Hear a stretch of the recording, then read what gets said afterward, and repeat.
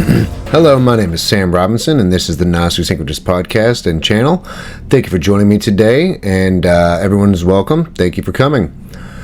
Last time, on our last video of the podcast, we were talking about the influence of the eighth sphere and the Ahrimanic force and forces upon human development, and how this negative influence was drawing us down into what's called the eighth sphere, which is a regressive state of development where you become trapped as a species in lower dimensional realms as the earth etherizes and rises out of the material planes.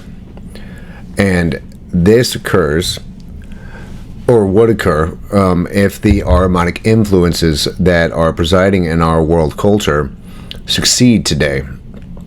And if we don't actively combat it by a counterforce of spiritual activity and spiritual science and spiritual knowledge based on the esoteric mysteries and the esoteric mystery traditions, and Rudolf Steiner and Blavatsky and all the rest that specifically Steiner strove to expose these influences. We're going to continue what we were talking about before, and add some additional commentary and information on the Ahrimanic force and how it plays its role. And obviously in the last one we mentioned how it has to do with technology, how it has to do with the hardening of our soul and our spirit, how it's a crystallizing force, and it's a materialistic force. It is the very essence of scientific materialism and cold rational thinking. So when did Ahriman come about? When was his influence first felt in the scheme of cosmology and the chain of evolution through the root races? Well, the Atlantean epoch is said to be the first place that he inaugurated him. He came into the entrance elements into the earthly evolution during the age of Atlantis. And you see this, that was called, just as during the fourth post-Atlantean age, human knowledge had to come to an understanding of the Luciferic symbol. So now during the post-Atlantean age, it was necessary to place before the soul an adequate, but yes, sufficiently indicative form, the opposite symbol, the Ahrimanic symbol. The figure of Faust was arm at his side, as Eve was with Lucifer. Lucifer approaches the woman, and Ahriman approaches the man, Faust. So in this sense, this is what we're leading into right here is Ahriman is the lying, deceitful spirit. Lucifer, who is another force, is the tempter. He is the tempter. Ahriman is the liar, the lord of lies, the real satanic force in the world. While Lucifer is really just the tempter and the overly influential mental and spiritual force that wants us to completely lose ourselves in absolute fantasy of an airy type where we are unattached to reality. Ahriman wants our only reality to be the physical, nothing else. And thus you have the rise of scientific materialism, you have the rise of cold logic, you have the rise of the supremacy of absolute mathematics and statistics and data. And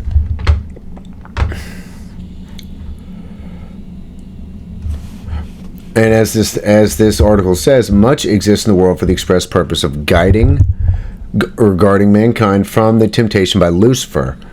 Rules of conduct, maxim, moral precepts, instituted customs, but there's less to help man to protect himself in the right way from falling prey to the Ahrimanic impulse, untruthfulness.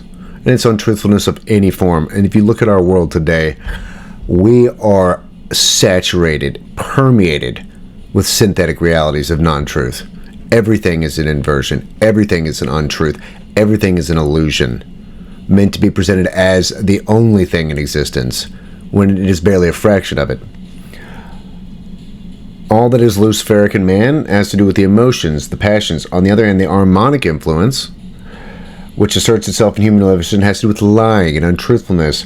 And in our age, man must be armed not only against the attacks of Lucifer, but also the attacks and forge an armor of spiritual understanding and perception against the Ahrimanic influence of deceptive influence, lying, so to speak, misinformation and disinformation spread by media and all sorts of other experts in their fields who are so insulated in tunnel vision by their specialty in their field that they don't have the whole truth, and thus are in effect Ahrimanic influences into the world because they bring a singular worldview, a singular conceptualization from their field to be the entirety of existence from their perspective.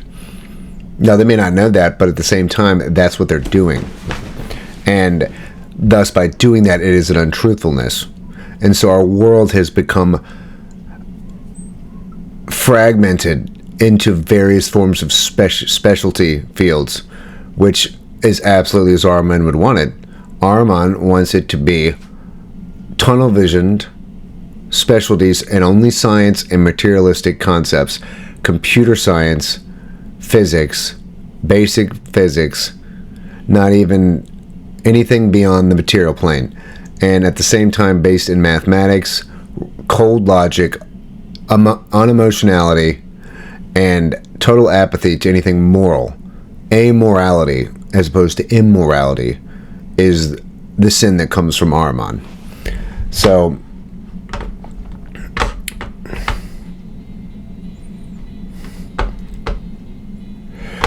So in another way, we have, in the Lemurian epoch, you had the Luciferic beings were very active.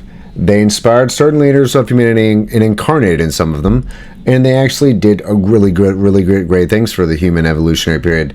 They connected freedom with differentiation and diversity, and they took an interest in speech. There was one universal language, and they gave the impulse to bring about a creation of multiple languages. And they gave the first impulses to science and to thought and to the memory of thought. Although contact material things means consciousness of them, it was not Lucifer's intention that men should immerse themselves in them. Rather, and this is the difference between the Lucifer and Ahrimanic beings, rather that it was his aim that having awakened through contact with them, men should abandon earthly matters in favor of a sphere aloof from the earth, a sphere where he would be the only ruler. And the Luciferic influence is to be found in all that leads man away from reality itself, and all that appeals to man as pride, ambition, and self-aggrandizement. So you could almost see like the idea of Instagram and Facebook is a mixture of the idea of the concepts and influences of Ahriman and Lucifer. Lucifer gives you the absolute obsession with the ego and self-aggrandizement, posting stuff about yourself continuously, posting clips of what you're doing all the time so that everybody can see you all the time. And you can self-aggrandize in front of the world, and you can get followers, and you can have them watch you all the time, and you can feed that ego, and you can feed that passion, that Luciferic passion, and absolutely lose yourself in that fanatical self-aggrandizement. But at the same time, on that very same platform, it's an artificial platform. It's an artificial means of communication. It's an illusionary means of disconnectedness, playing it being a connecting factor when it really disconnects people, because it's through a medium of technology as opposed to in person, where there's an energy exchange and a reciprocity between the exchanges between beings within each other's fields of energy in front of each other. I'd say even talking on the phone, you at least get the actual voice and emotions. You can potentially have a real connection through that phone to a degree, unlike on online discourse or posting and responding to those posts. And that is where the Ahrimanic influence of simulacrums and synthetics and deceptiveness, the deception is that you are actually connecting with people, as opposed to just simply stealing their energy for your own egoic development and your own egoic self-aggrandizing and self-pleasure. And you're not, that's your only driving factor in that. So you have Lucifer and Ahriman in that one single system. Facebook's very much the same way. But Instagram is particularly Luciferic, while I'd say Facebook is particularly Ahrimanic. But both have an aspect of either one. And Lucifer is present when the mind discards reality and lives in an airy-fairy imaginative world, a fake world.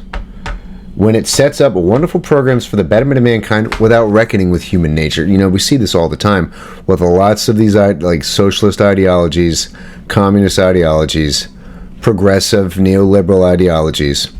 But you also see the Ahrimanic force on the other side, on the conservative side, on the concretizing and crystallized conservative side, that will brook no change of tradition, will brook no thought of an evolution. Not a progression, but an evolution, a development from where they currently are. They want to stay in their crystallized states of norms, traditions, mores, belief systems. So you've got, I mean, honestly, I just thought of this. You've got the Luciferic side on the left, and you've got the Ahrimanic side on the right. But then on the left and the right, you both have an Ahrimanic side that's pro-technology, pro-nanotechnology, biotechnology, and pro, putting that in your body. And the left and right are very much involved in transhumanism. So at the same time, it goes back and forth. The both influences play off of each other, and while they're not entirely aligned, in some sense their goals are aligned, and they almost work in a tandem, a two-punch method of illusion and egoism and deception and self-obsession, being each a facet of one of those two beings. And Lucifer is also present in what you would call idle talk, chit-chatting about nothing, talking about the weather, something I cannot stand, which is the mundane amount of talking people do about nothing substantial. They hate it when I start talking, not gonna lie. Because I always want to talk about something deep or something serious, or something involving world events or something that matters, as opposed to things that, I mean, I'm not saying they don't matter, but they don't really matter. And gossip and talking about celebrities and talking about, music figures or pop culture, or engaging constantly on Instagram or seeing what this person did to that person in this way, and then, hyper focusing on that. Small talk is Luciferic.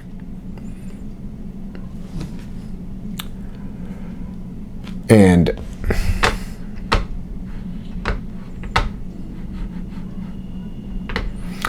Luciferic influence brings about disregard and disinterest in one's fellow men. And only what the self feels and thinks is considered right. So there's your selfish, egoic consumer culture under Luciferic influence. That's one half. But then you have, on top of that, the use of the digital medium, the use of the scientific technologies under the Ahrimanic influence, which cuts us off from reality, which is also a Luciferic tendency, but it also is an illusion, and it's concretizing the spirit and the astral body and numbing it to the spiritual side and trapping it in a falsely and artificially created and generated digital framework that's only involves matter, can only be perpetuated with material technologies. There's no way to go to the spirit in those technologies. It's impossible.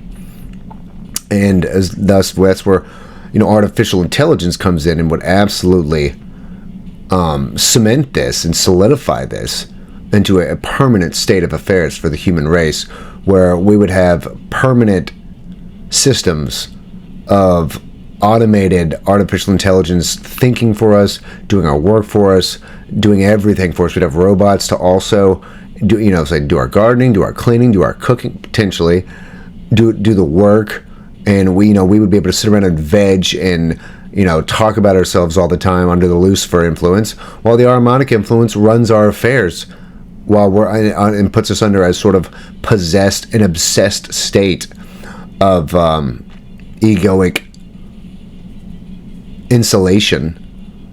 And Ahriman rules the actual day-to-day events under efficiency, cold reason, logic, and scientific materialism. You'd have both together at the same time, and that would be what would be constituted as the 8th sphere world paradigm that we'd be heading towards if we don't get this under control, basically.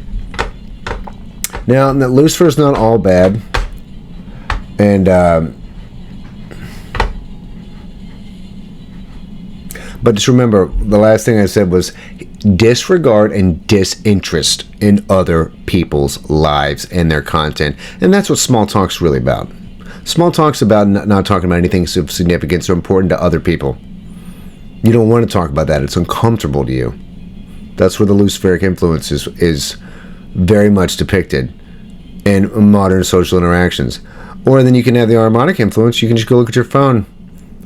But once again, the two are almost merged, because looking at your phone is using an Ahrimanic device. But what you do on that phone, in large part, can be seen, to me at least, as egoic trance. Because you're going, well, either you're involved in looking at someone else's egoic trance on Instagram, you're watching their videos constantly and not even thinking about yourself, and you're in a trance, the people presenting the videos and posting them are in a trance of their own ego and putting it out for everyone to consume, when you don't even care about them. You only care about what you're getting in your statistics, which is once again Ahrimanic. So the data-driven statistics of your likes, your posts, your followers, your subscribers, on top of the egoic influence of Lucifer, it just makes a smorgasbord of absolute dystopia and a hellscape for spiritual development to actually develop and progress further at all.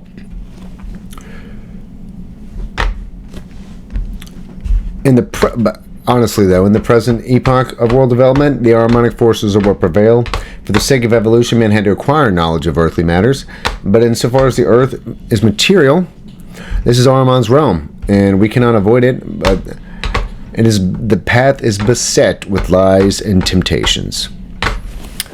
Ahriman would persuade man as much as he possibly can, and he's done a very good job since I was growing up, because we were definitely taught, we had to go to, at least I had to, in America in the South. I had to be raised Protestant, and we all went to church, but we didn't take it very seriously. Some more than others, but I was Presbyterian back then, and, it wasn't really a big deal. You thought about it on one day a week.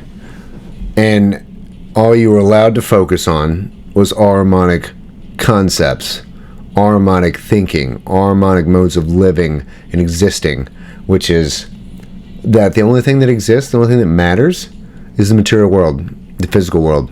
That's all that exists. Anything else is superstition. Science says so. Ahriman says so. Anything beyond getting that wonderful career, getting that monetary success and those materialized goods is nonsense and superstitious and a waste of your life and your time. And you will be an unworthy member of society if you do not absolutely just inundate yourself with the thoughts to gain material success, to gain reputation, to gain the love and, well, not even love, adulation of others from the human race and their energy, and to become considered a successful member of society in the monetary and career form, the Ahrimanic form. And this is where the idea of the only material world matters. And even in the religious world, they always make you focus on the material world.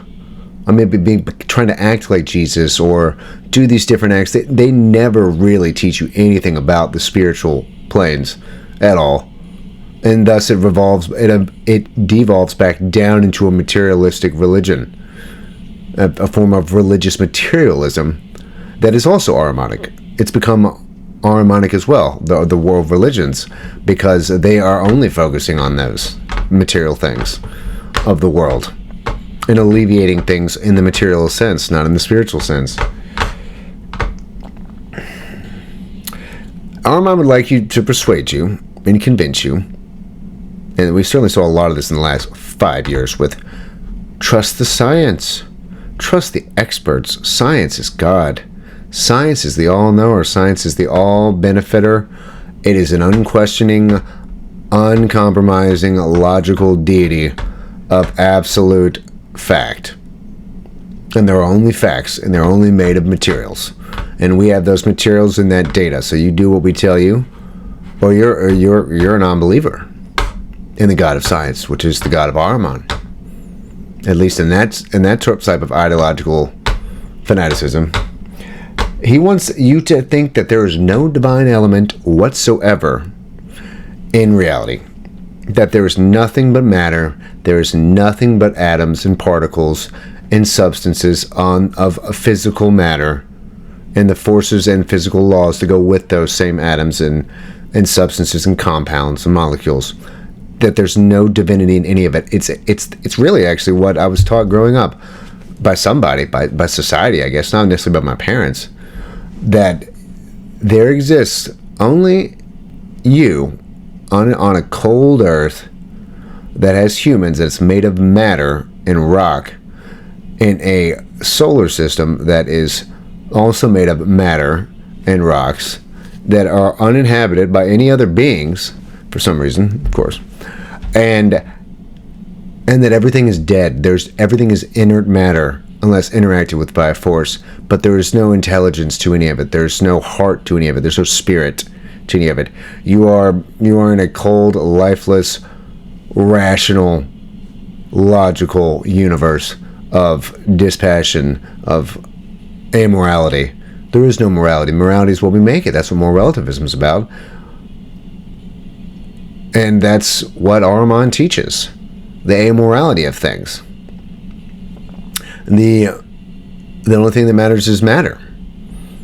Gross, dense matter is all that exists. And if you say otherwise, you're a fool, and you're religious. You're a religious idiot. You're a fanatic. And that's what science, that's what the academic world largely has to say in a lot of ways. And that's what I was taught growing up, that you live on a tiny little rock in a large, massive universe. You are an insignificant speck of matter upon another insignificant speck of matter, and there is no intelligence to any of the matter. It's all inert and dead material. And you are literally just a chance creation out of the universe of combining matter with matter in force, and you really have no purpose here. There is no purpose to your existence. You just happen to exist, and the chances of you existing were not very high. It's a very, very, very tragic and sad worldview to give anybody, and it never sat well with me, and I eventually broke out of it. So we observe the result of his persuasive efforts, Ahriman's, and that spiritual life is dominated by what? What was I saying earlier? By economics and politics. It's due to his influence that the mechanistic concept of the universe has been adopted. Not to mention the Vatican has its own, what is it called? I think it's called the Lucifer telescope, by the way. And the idea that the welfare of humanity depends only on material and economic well-being, not in their spiritual development or astral and ether harmonization with the spiritual aspects of the mind and the higher bodies, the Atma Buddhi. So once again, let's say that again. His undue influence is that the mechanistic concept of the universe has been adopted to the idea that the welfare of humanity depends only on material welfare and economic well-being. This is taught by the religious centers. This has spread to education when only what is materially useful is advocated as a subject matter of study. Well, then that's what you constantly get. I mean, even when I bring this stuff up, that it matters, and that like our humanity matters, and our human development matters, and that our spirituality and our philosophy matters, our philosophy of life, and of our spirit and of our divinity. Even not in no religious sense, but just as a driving force of our moral fortitude and attitude towards reality itself and how we interact with it. Everyone always asks me, well, how's that going to make you any money, Sam? How's that going to... Can you turn that into a profit? Can you market that? Can you make Can you make a career out of that? Can you go get a degree in that? Can you turn that... I mean, that's all I ever get. God forbid that like the development of humanity into a better and ideal form of the terrible place it's in now can't just be the only success you're looking for. That you have to have some sort of monetary gain, some sort of like a title gain, some sort of degree gain, some sort of career gain to do these things, to study these things. Only those are the only ways to success, they say. I've heard this my whole life, and it never sat well with me. And in my 20s, I was real depressed about it, because I didn't always live up to the expectations that Ahrimanic society tried to give to me. But at 30, I had an awakening, and here we are now, 9 years later. So, I mean, it's a terrible worldview. It's a terrible social cultural ideology to give to an entire Western educated millennial class, which is, I'm a millennial. And that's what I grew up believing, that, without that career success, and I never accepted it. And now I know why. Yeah, it's only when it's materially useful for society or productivity or for economics or for producers is the advocation of any sort of subject matter in education. Whatever the merits of certain inventions, they show the face of Ahriman. Under such headings, you can consider all sorts of mechanisms, but in particular, such appliances as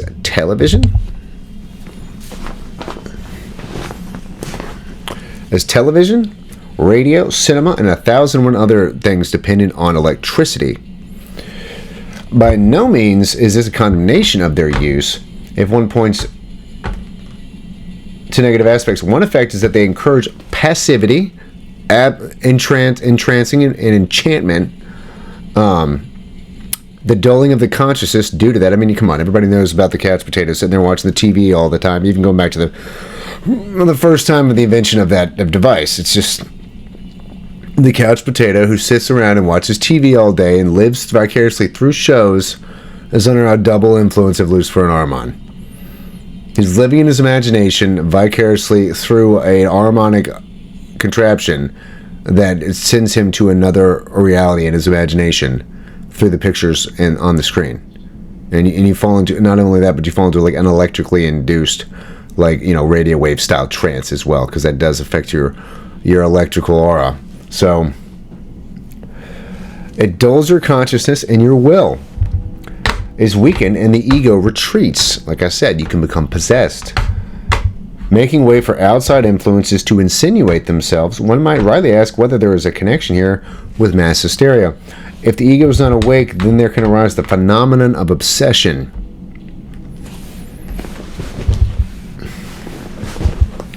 And one has not only to look at recent events, both in Europe and elsewhere. This is Steiner writing back in the early 1900s, to pose questions as to whether demonic beings have not taken possession of certain personalities. Yeah, they really might have, actually.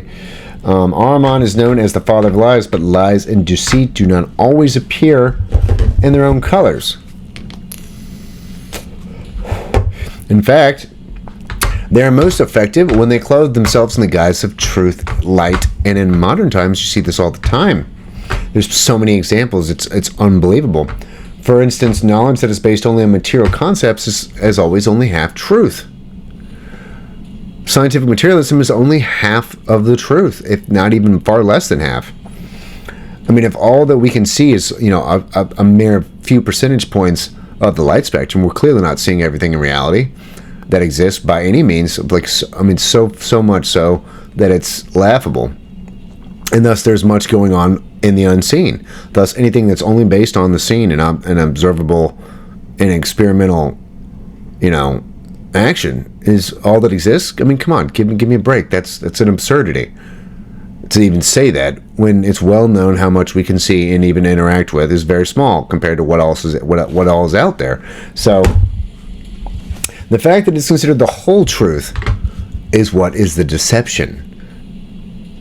And I don't even want to go into these topics necessarily, but a lot of the stuff that was divisive over the last 4 years during the outbreaks and all the things that went along with those outbreaks, the governmental reactions to those outbreaks, divided us along so many lines. You were either for or against things. There was no in between. You were either for the establishment or you resisted the establishment. And the establishment represented the materialism and the Ahrimanic impact of that scientific materialism on our institutions to such a degree that they absolutely vilified you if you disagreed. The fact the facts that they do present in some cases, not in that case I was just mentioning of during those 4 years, but in scientific materialism, may be true in themselves, yet in the greater context, they are still false. It is an illusion to think that matter is the sole side of reality. It is a serious error to think that if one understands one aspect of the world to the exclusion of others, one has the whole truth. And this is what I was talking about when it comes to, academic specialization. This total specialization in every field. I never used to think about it, and I've had a lot of time to think about it now over the last 5 to 10 years, and how much that limits those specialists who are supposedly, now we call them experts in those fields, from ever having an understanding of the full nature of either their field or of anything else outside their field. But then we go to them for advice on things outside their field, much less in it. But every doctor is only a specialist in one area, and thus they only understand that one part of the body. But the body is a holistic thing. Thus, none of them have any idea about the body, because none of them work together within their fields, and they don't cross-pollinate ideas or concepts into an integrated whole concept. Thus, none of them can really give you any information at all about any of those things about the body, because they only understand a singular part of it. Thus, they understand nothing. They understand that one function, but if that function still depends on other functions that are connected to that function, but in another field, so to speak, then they have a massive blind spot in their understanding, and thus they don't really have an understanding that is based in nature or based in reality, and thus is deceptive. And they don't even realize that. They're just trying to make a career and make money and have a life. And a lot of them really believe that they really do know. And if they don't know, they can chalk it up to many other things that, they can find an easy out mentally to assuage their own discomfort at that realization.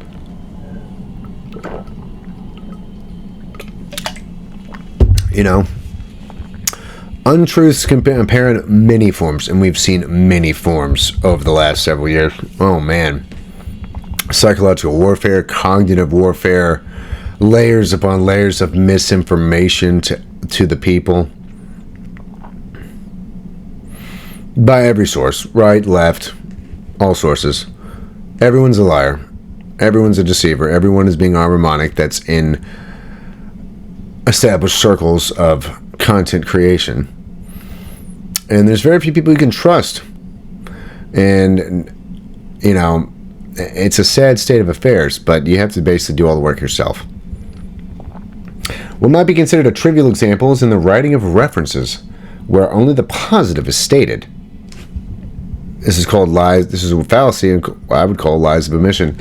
Admittedly, a dilemma for the writer, but the untruth nonetheless. As for the statements by politicians, similarly, there is an untruth in statistics, for which there is a modern craze. This data-driven Ahrimanic culture.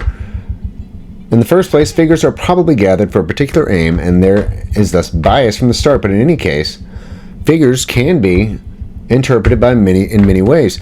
Different party or sectarian opinions can be proved with equal validity. The same applies to advertising. Just as Lucifer can stimulate enthusiasm, which can develop to extremes, Ahriman at the other pole induces apathy towards spiritual matters. Hence, a lack of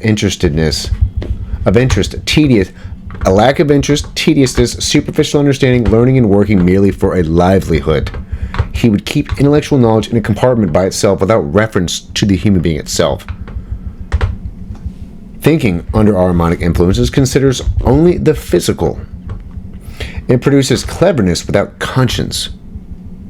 Cleverness without conscience leads to moral deficiencies, into moral relativism, and amorality as opposed to immorality. I would say amorality is far more dangerous than immorality. Immorality is obvious, and the people doing it probably know that. Amorality is much more ambiguous and much more likely to appear as a less undue influence than it actually really is. If the human being has evolved from dust alone, what is he? Does it really matter? If thousands are annihilated atom bombs, extermination camps, or if man is just a higher animal, is it not natural that he should have animal instincts and behave in an animalistic fashion? And if he gives vent to these, what is it but nature taking her course? And then you've got the concepts that's clearly harmonically based of social Darwinism and eugenics, which is absolutely based on an harmonic influence and is part and parcel of transhumanism thinking. Because they're the best, they're the greatest. They are an animal. And out of the animal kingdom of the humans, I don't consider us animals, but they do. They have risen to the top. They are the cream of the crop of the human-animal kingdom, and thus they have a social Darwinist right to exert their influence over us. It is only natural. It is only might by right, and that's the animal kingdom. Thus, that's how we should play. There's no morality about it. We're right because we're stronger, because we have more money, we have more power, we have more influence, we have a better bloodline, we're better standing. And we're a billionaire. And we're part of dynastic royal bloodline families that have been, playing around with the occult influences of dark forces for generations. Like, you are worms compared to us. You are our puppets and our slaves. And you deserve to be. This is what the dark occult thinks. The dark occultists of the world who run this world. And who run politics and business and banking and social engineering and experiment in the social sciences and the governmental defense departments and all the rest. They are absolutely harmonically influenced to the point of absolute amorality and cold rational thinking only through data, statistics, and then a social Darwinistic might makes right. And alternatively, the human being is considered as a highly complex machine. I've always had an issue with this, and I don't know why more people don't. A highly complex machine, but a machine has no morality. Now, does it? Does it matter then if man is dehumanized, depersonalized, and treated as something of an automaton? You even see this in the use of language in articles about us. Even in certain medical treatments, you're getting an update. You're getting a software update for yourself. That's terms I've seen in the last several years, which is really terrifying, honestly, because it's conceptual change, an ideological and beliefs change through the use of language manipulation. And, at the same time, if we're machines, well, there's no soul to a machine. There's no spirit to the machine. You don't need to know about that. You only need to know how to make your machine function better, more efficiently, more statistically higher, and get more data out of your machine. And thus you're going to need to wear a device that does this for you. You need to wear a watch that keeps up with all your steps and keeps up with all your different biometric markers, your heart rate, your breathing rate, the amount of things you've done that day in terms of exercise, and then show you a bar graph and data charts on how you can improve that by the mere numbers of it. And it reduces you to a bunch of mathematical data points, and you lose your sense of being even a human. You become data points that can be increased. You become statistics that can be bettered. You become a machine that can work more effectively and more efficiently. And then eventually this leads to the transhumanist idea of, well, maybe we need to be a machine. Maybe we need less biology and more mechanology. We need bio-nanotechnology. We need to become synthetic. We need to become cyborgs. We need to become beyond human. Not a better human, but go beyond human. You're not really going beyond human. You're going below human when you transhumanize yourself. You're becoming less human, less than human. You're devolving. You're not going to evolve. Evolve is a forward thrust by remineralizing yourself and inserting non-organic parts to make you a better machine. You are becoming a mineralized machine-like being. You are becoming a non-human. And we're not there yet, but it is on the horizon, ladies and gentlemen. It is very much on the horizon. And I try to explain this to people that don't really get it. They don't really see it coming. I don't know how they can't see it coming. Elon Musk is doing Neuralink all the time. There's all sorts of articles about these things. People just want to watch their little lives, want to worry about all their little TV shows and what's immediately going on around their surroundings and never see the bigger picture, never see where humanity is being pushed and nudged and forced in certain directions by powerful influences on both the human and the interdimensional level, towards a world that they're not going to like for themselves or for their children or their grandchildren or future humans. But it's coming nonetheless if it's not realized. And I don't know how many times I've tried to tell my mom what transhumanism is. She continually forgets what I told her. And I mean, she's getting older now, but I mean, at the same time, that idea should be so starkly shocking that people in powerful positions of the technology sector, the business sector, the banking sector, the academic sector, the scientific institute sector, fully embrace these ideas and are pushing them forward. And you can find those quotes. They're not hard to find. I mean, even the idea of it like an AI god out of Peter Thiel and some of these Silicon Valley elites, they talk about all sorts of crazy stuff. It's all right there. You can find these articles, you can find their words where they say this, yet it doesn't shock people for some reason. They're in a state of entranced apathy and cognitive dissonance too, but it's like they're all possessed and they're not even, it's not even like they believe it and they're cowering in fear and they don't want to look at it.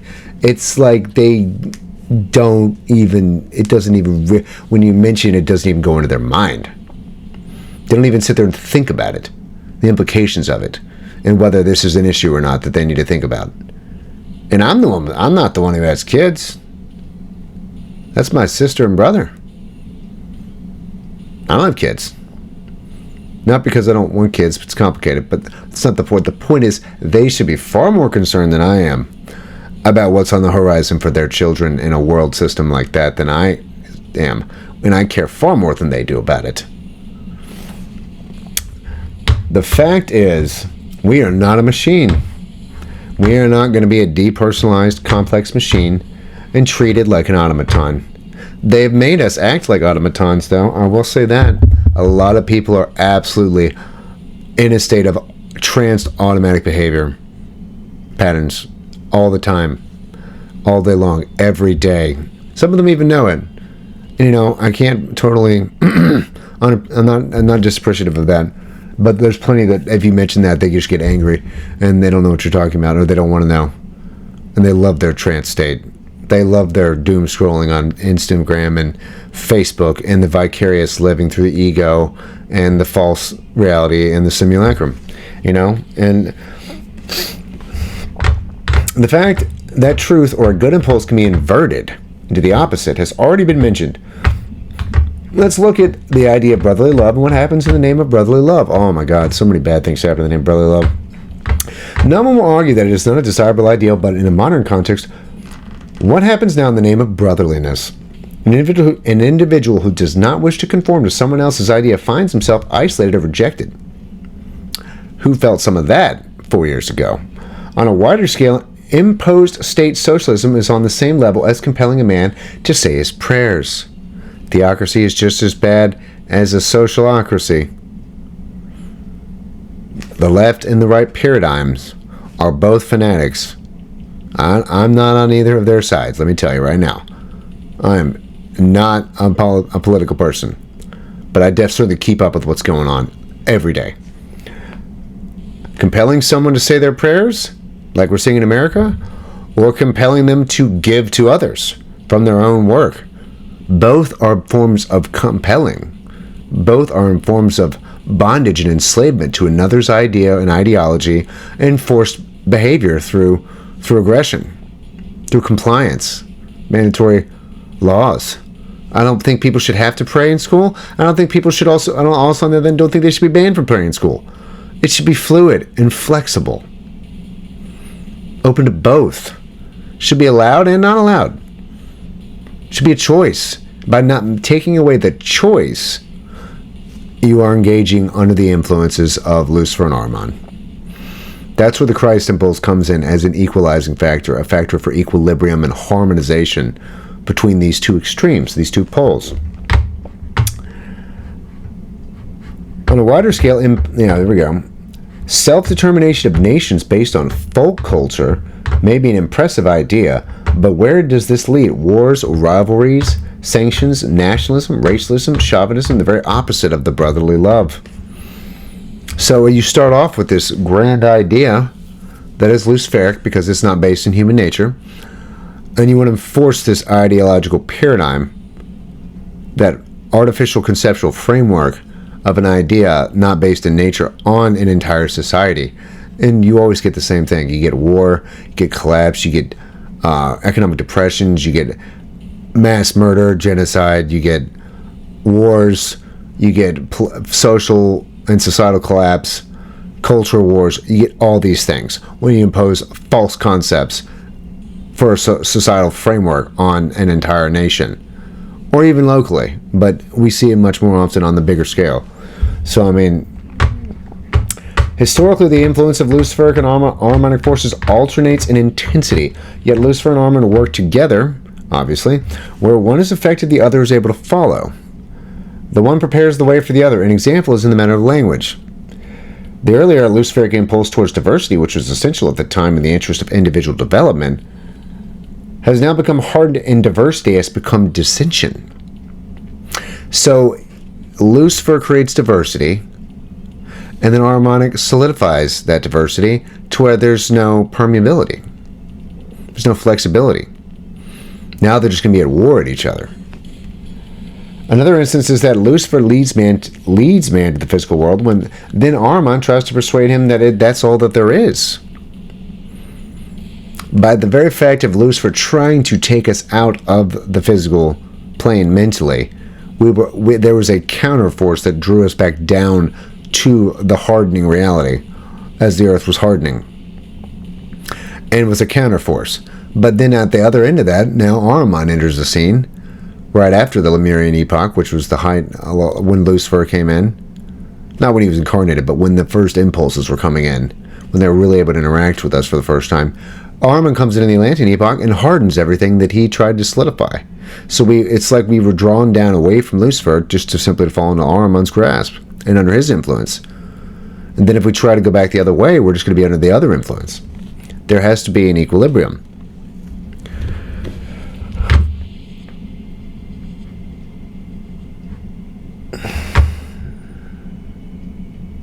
Whoever suffers from Luciferic-inspired delusions with regard to self-importance will find Ahriman ready to provide wealth and resources to make that delusion a reality, to achieve power and glory in the material world. On the other hand, one who has amassed material goods can easily be tempted to indulge in feelings of pride and self-importance. And well, there you go. I mean, another thing that's heavily involved in this is the fact that black magic is deeply involved in Ahrimanic influence, and science is engaging in large-scale black magic, ritual, sacrifice of animals. They don't call it that. They just call it animal testing, animal experimentation. That is a hardening of the soul of an Ahrimanic type. That is an amorality that is grossly disgusting and an abomination that we are using animals in this way. I don't care what anybody's arguments are. They're wrong. They're incorrect. Animals are not our playthings to be experimented on for the benefits of human science, which then in the end doesn't even really benefit the human society anyway. It only benefits those engaged in the scientific experiments for those who paid them, which are largely government contractors, defense industries, and biopharmaceutical company industries. And it's not there to benefit us, the people. It is a form of Ahrimanic hardening and crystallizing every time they engage in that ritual act of animal experimentation and murder. And that's one thing I wanted to mention, that is a form of black magic, and it's going on everywhere. They're doing it all over the place, and it's not stopped. And I mean, there are people that have a problem with it. Funny enough, more people on the left than on the right. And the right wing is the religious side. But they think that God told them that animals are theirs to do with what they want. But that was Ahriman who told you that. Truly. Because that is not what was meant in those texts when that was the case. So this is just another example, another video on this, and I don't want to go any further because I've already gone longer than I wanted to, of how unbelievably insidious and pervasive the Ahrimanic and Luciferic influences are on our societies today.